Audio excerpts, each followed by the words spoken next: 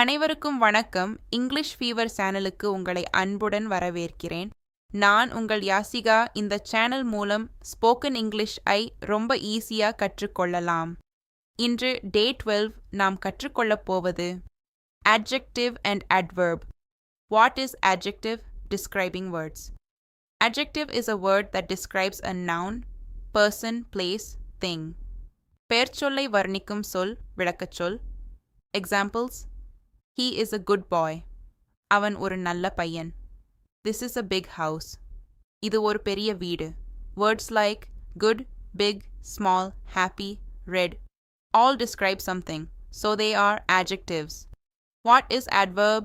Describes action, how action happens. Adverb tells how, when, where, or how much an action happens.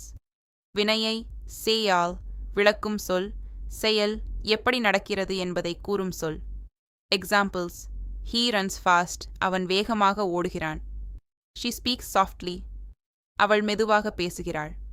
They came early. அவர்கள் முன்பே வந்தார்கள்.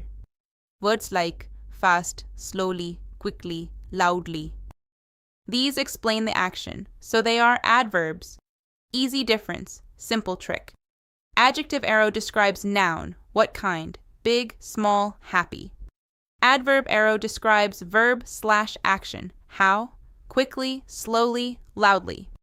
Quick example: He is a fast runner. Adjective runnerai வர்ணிக்கிறது. He runs fast. Adverb run செயலை விளக்குகிறது. தினமும் practice செய்யுங்கள். Video பிடித்திருந்தா like, share, subscribe. Thanks for watching. Bye. See you soon.